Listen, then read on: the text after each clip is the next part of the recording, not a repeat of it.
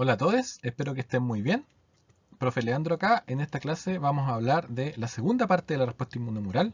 ¿Para qué sirven los anticuerpos? ¿Cuáles son los mecanismos efectores de ellos?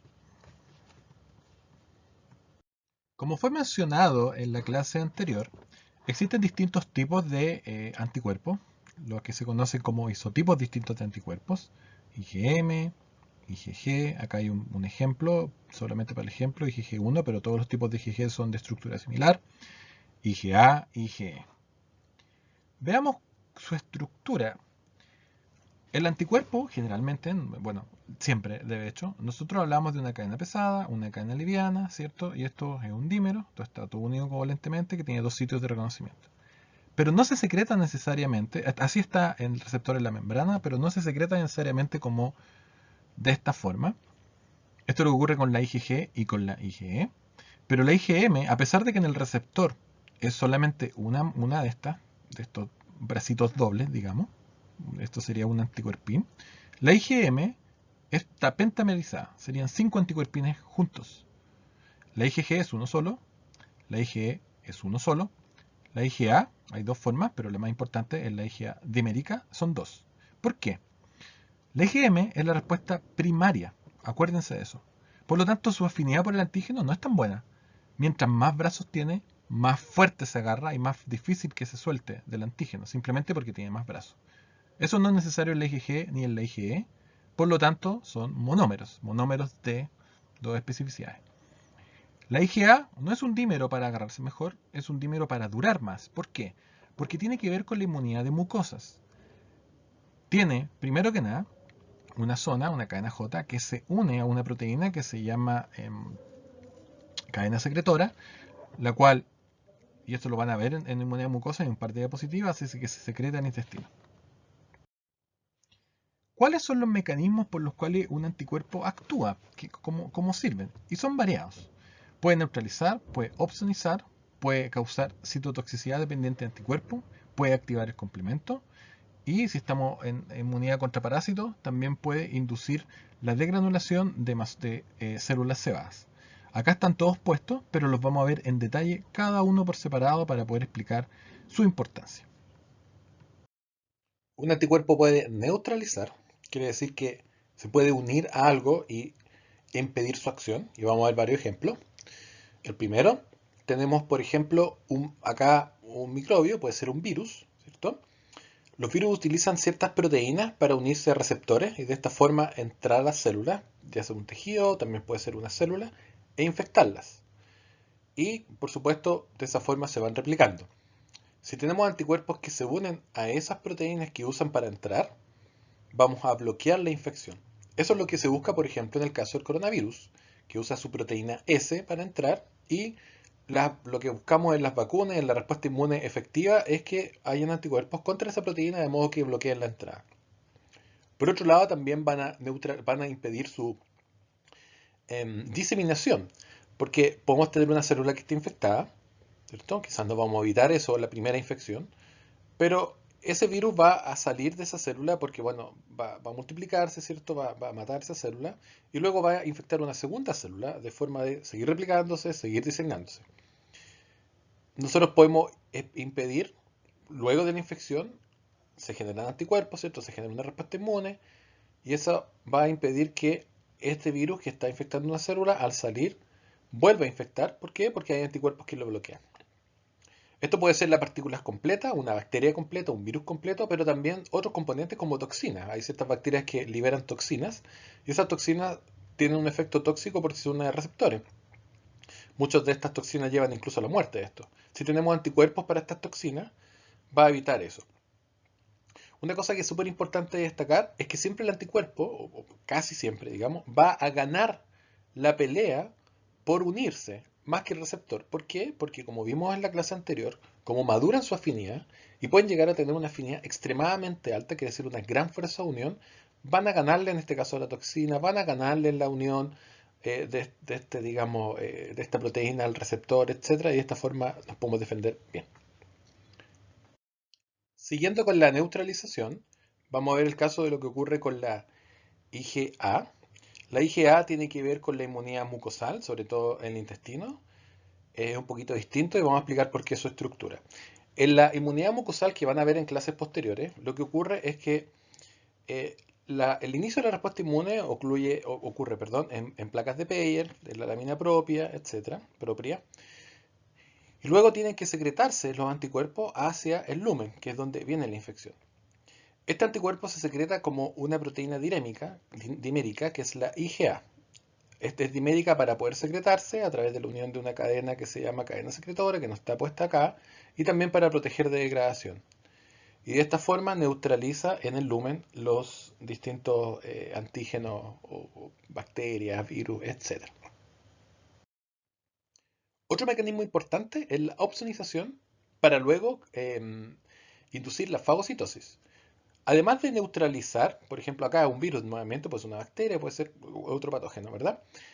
Además de neutralizar, la unión del antígeno al anticuerpo es reconocido por receptores que reconocen la porción constante de anticuerpo. La porción variable, la que va a variar, depende del antígeno que se una, y es reconocido, por ejemplo, con estos receptores que reconocen la fracción constante, por eso es FC, R de receptor. Esta letra gamma es porque reconocen IgG en este caso. Estos están presentes en fagocitos como macrófagos, por ejemplo. La unión de estos receptores de los complejos inmunes a través de la fracción FC va a inducir señales activadoras en el macrófago que va a llevar a que aumente su capacidad microbicida a través del aumento de la secreción de óxido nítrico, radicales libres, etc. Otra cosa que puede pasar es que una célula infectada, por ejemplo con un virus, que es lo más típico de este caso que vamos a poner acá, el virus luego de salir de la célula, a veces no la mata, a veces simplemente sale de la célula y deja un vestigio del virus, porque los virus generalmente, muchos de ellos son envueltos en membrana, al salir pueden dejar proteínas virales en la misma superficie celular, que es un indicativo de que esto estuvo infectado con un virus. Pero también puede tenerlo latente, como algunos virus que se integran en el genoma. Por lo tanto, es conveniente eliminar estas células. Es como se generan anticuerpos contra el virus y la proteína, el virus deja la proteína en la superficie celular, se van a unir anticuerpos a estas proteínas y lo que se va a ver es que realmente hay anticuerpos unidos a la célula.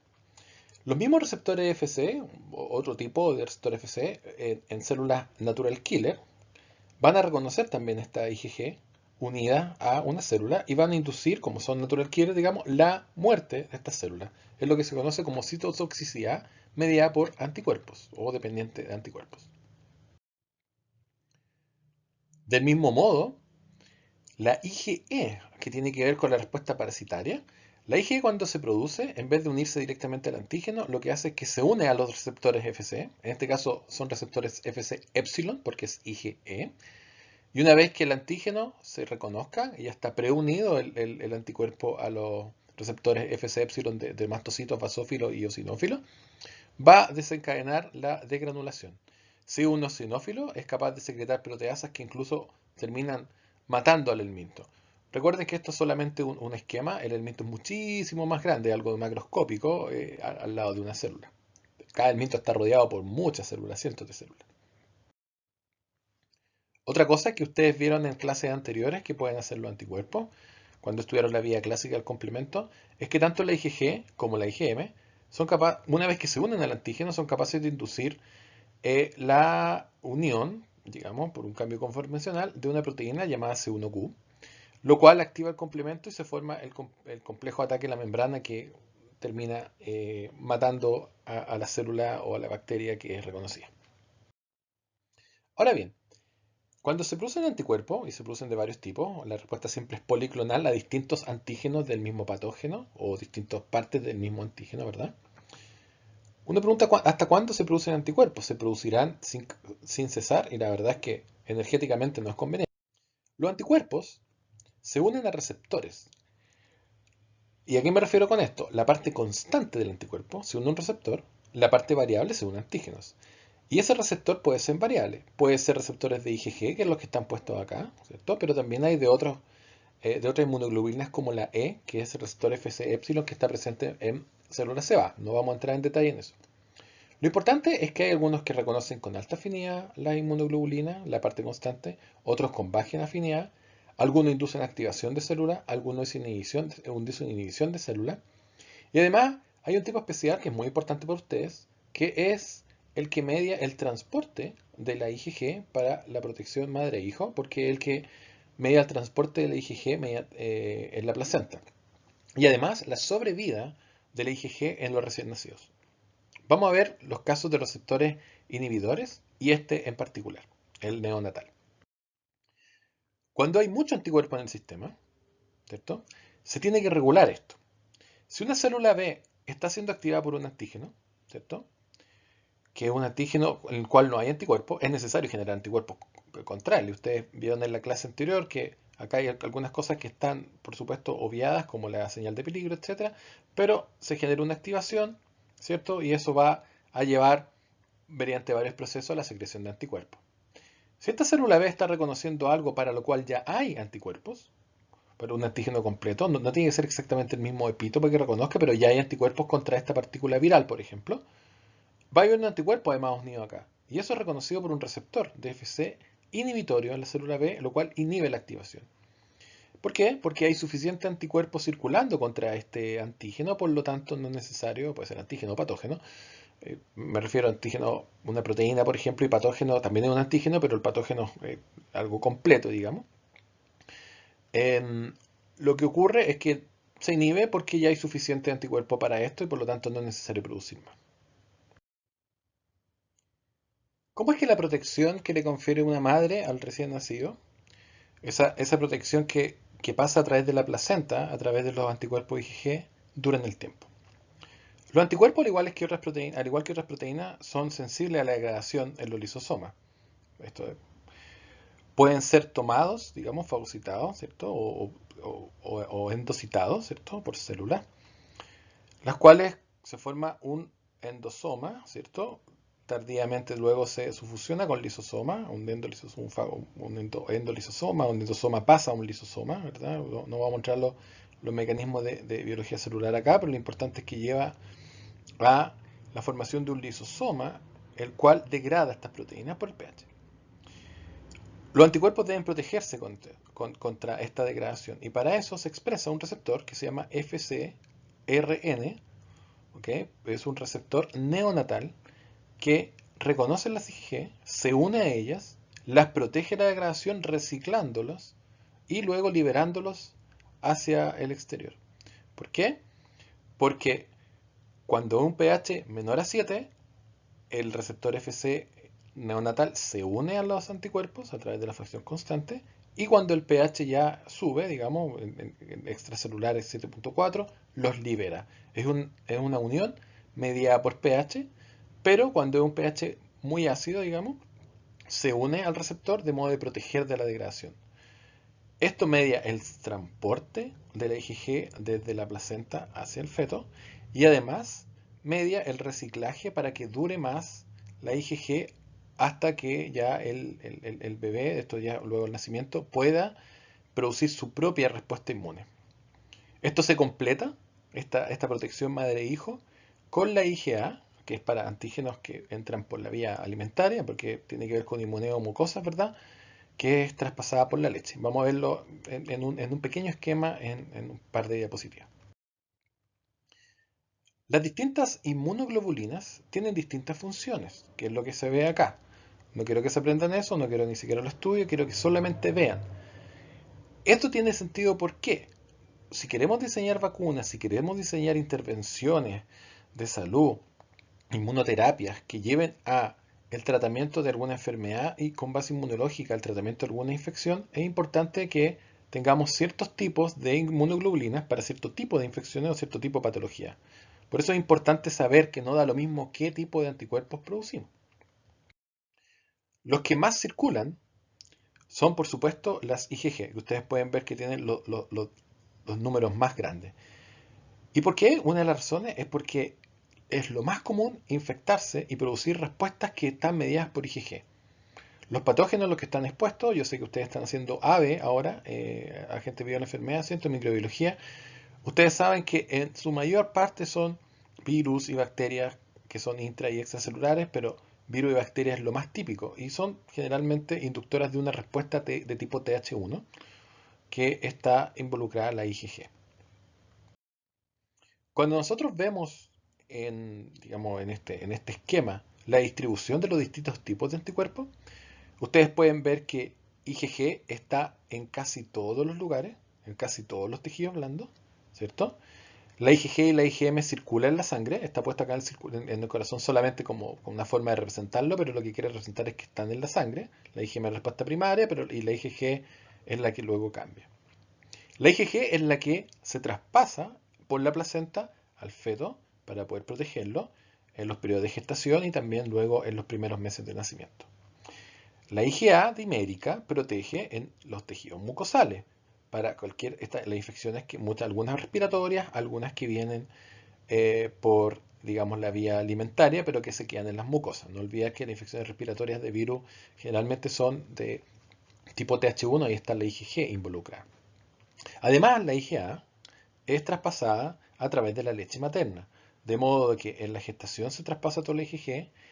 Cuando nace el bebé, la IgG se queda, digamos, durante un buen tiempo, es reciclado a través del receptor Fc neonatal que les contaba anteriormente y se completa la producción dándole además IgA a través de la leche, hasta que el bebé pueda producir su propia respuesta inmune.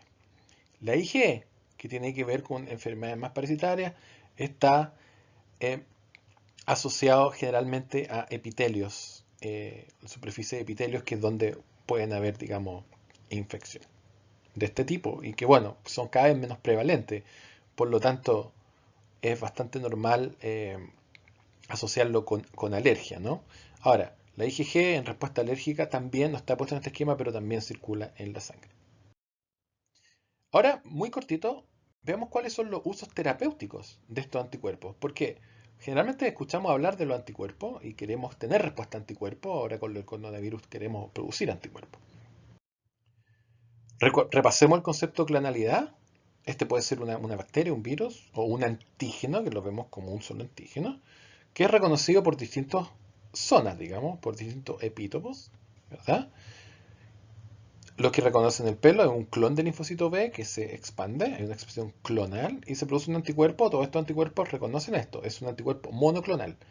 Los que reconocen la mano es otro anticuerpo monoclonal, el que reconoce el pie, otro anticuerpo monoclonal. El conjunto de estos son anticuerpos policlonales. Las personas producen una respuesta policlonal, por supuesto, porque reconocen a los antígenos en distintas partes. Y los suelos policlonales, que es la respuesta inmune que una persona digamos, genera ante un virus, como por ejemplo acá, ¿cierto? Son utilizados para intervenciones de salud.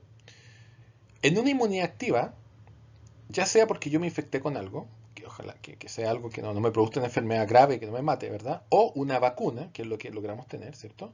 Pasan entre días y semanas, ¿cierto? Y se generan anticuerpos, se generan células también T, y luego que ocurre una infección, debido a que se generó inmunidad, se generó anticuerpos, ¿cierto? Esta persona se recupera.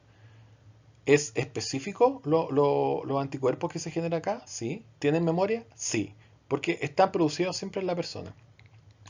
Esto es lo que se llama inmunidad activa, es producida en la misma persona. En la inmunidad pasiva, yo puedo tomar el suero de esta persona, ¿cierto?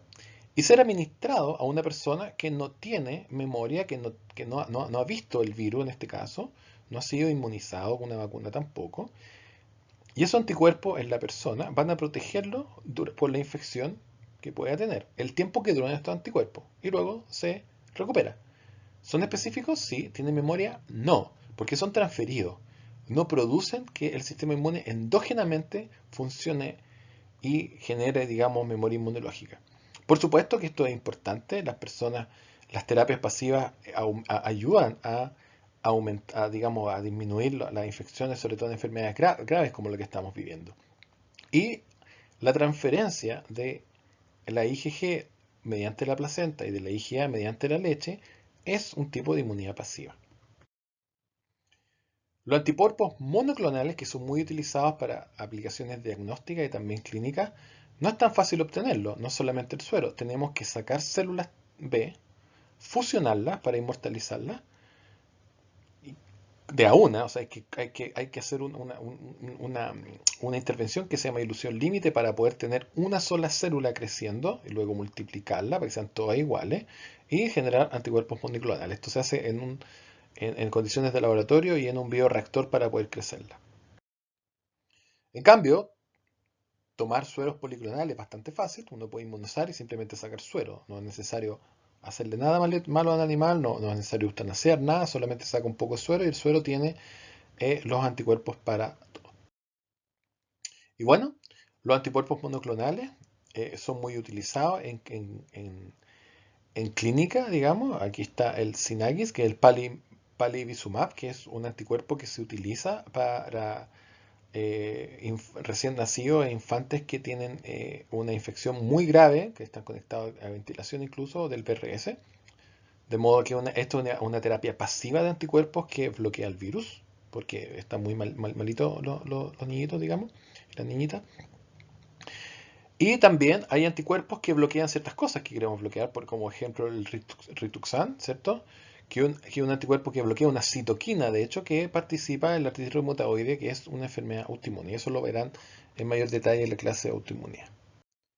Eso ha sido todo, espero que hayan aprendido mucho, esto es bastante importante en los tiempos que vivimos hoy y espero que estén muy bien.